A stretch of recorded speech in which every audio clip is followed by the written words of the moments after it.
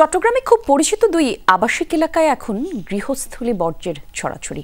এক সপ্তাহ ধরে সড়কে পড়ে থাকা দুর্গন্ধে টেকা দায় অতিষ্ঠ বসবাসকারীরা। ডোর টু ডোর বর্জ্য সংগ্রহের দায়িত্বপ্রাপ্ত প্রতিষ্ঠানের সাথে আবাসিক সমিতির মতবিরোধের জেরে এই পরিস্থিতি। ময়লা সংগ্রহ বন্ধ রেখেছে পরিচ্ছন্ন কর্মীরা। নতুন ব্লেন্ডে আরো রিচ অ্যারোমায় সেলন ফ্যামিলি ব্লেন্ড টে।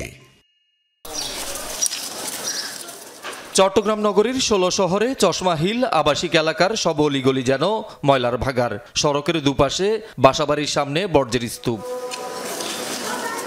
গ্রিন ভ্যালি নামে পাশের আরেকটি আবাসিক এলাকার চিত্র একই। বাসিন্দাদের দাবি, এক সপ্তাহ ধরে কর্পোরেশনের কেউ ময়লা নিতে আসছে না।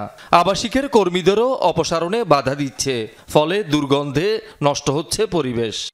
ব্যাড স্মেলিং, এটা কারণে হাঁটাও আসলে কষ্টদায়ক। বাসা বাড়িতে তো একবার দুর্গন্ধ ভরে গেছে, আমরা খুবই অশান্তির মধ্যে আছি। ঘর ভাড়া দিয়েই তো থাকে, থাকার পরে তো বাইরে যদি একটু পায় পরিষ্কার না পাই, পরিশ্রম করে আইয়ে গন্ধ বাসার মধ্যে থাকার লাগে। গন্ধে বাচ্চারা অসুস্থ হয়ে যাচ্ছে, আমরা কার কাছে বলবো?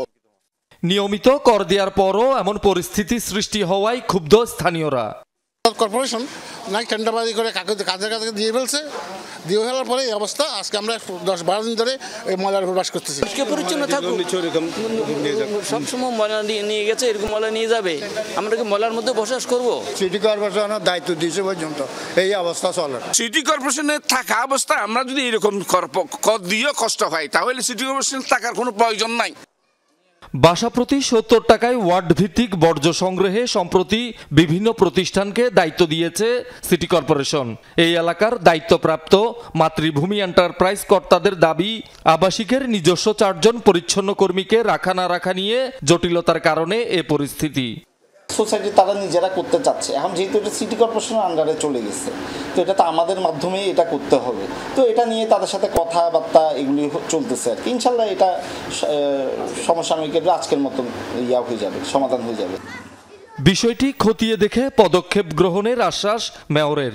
যারা ডোর টু ডোর কার্যক্রমটা করেছে, যেহেতু দায়িত্বটা তারা নিয়েছিল, এখন আমরা তাদেরকে এই জিজ্ঞেস করে আমরা দেখব তারা কি জন্য সে জায়গাটাকে কাজ করে।